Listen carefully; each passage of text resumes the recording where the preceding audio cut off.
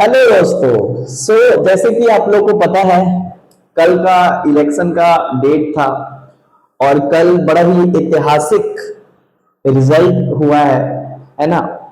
कुछ पार्टियों के लिए ये एक वरदान साबित हुआ है। वहीं पे कुछ पार्टियों के लिए जो है ये एक तरीके का चुनौती का घड़ी है, एक संघर्ष की घड़ी है। बट हम लोग बात करेंगे कि अब जो ये इलेक्शन का रिजल्ट आने के बाद बंगाल के राजनीति में क्या क्या परिवर्तन देखने को मिलेगा। तो सबसे पहले तो आप लोग जान लीजिए कि इलेक्शन में किसको कितना सीट मिला। बट उससे पहले इंपॉर्टेंट ये है कि ये टोटल जो है लड़ाई कितने सीट की थी। तो देखो, वेस्ट बंगाल लेजिस्लेटिव असेंबली का टोटल सीट जो है 94 सीट है, 294। लेकिन 293 सीट पे ही जो है एक्चुअली काउंटिंग हुआ, क्योंकि एक कंस्टिट्यूएंसी जो फालता है वहां पे क्या होता है, बूथ कैप्चरिंग, और इसके कारण जो है वहां पे इलेक्शन को कैंसिल कर दिया गया। उसका रीपोलिंग 21 मई को है, यानी उसका रिजल्ट जो है उसके बाद 24 मई को आएगा। तो फिलहाल कल का जो रिजल्ट था वो 293 विधानसभा की सीटों पर था और उसमें से जो है 206 सीट बीजेपी को मिला, यानी भारतीय जनता पार्टी। और आप कह सकते हैं कि बीजेपी को पूर्ण बहुमत मिला। एक टाइम था बीजेपी की एक सीट मिला था, उसके बाद 77 सीट मिला और उसके बाद जो है 206 का संख्या हासिल करना एक चुनौती भरा हुआ था, एक संघर्ष भरा हुआ था और फाइनली 206 सीट जो है बीजेपी को मिला। वहीं पे बात करते हैं कि जो टक्कर का पार्टी था टीएमसी एआईटीसी।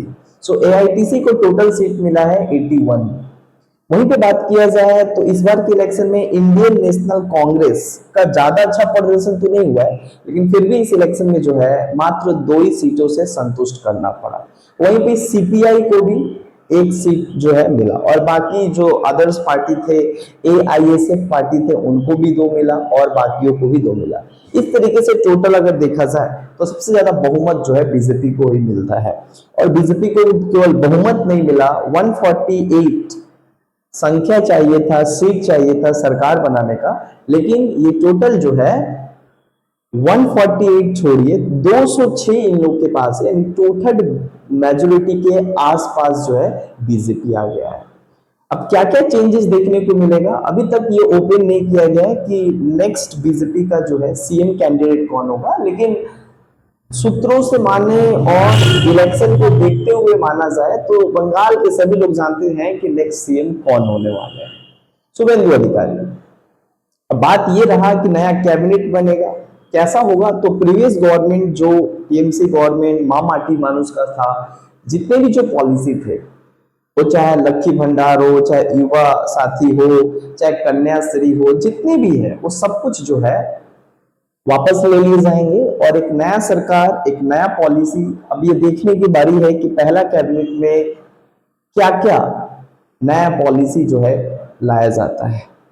तो जो वादे किए गए थे बीजेपी की तरफ से कि ये सब कुछ जो उनका घोषणा पत्र में था, मैनिफेस्टो में था, वो मैनिफेस्टो को कितना ज्यादा इम्प्लीमेंट कर पाते हैं ये भी देखने वाली बात है। साथ ही साथ जो है नए पॉलिसी आएंगे, नए तरीके का सब कुछ एक होगा।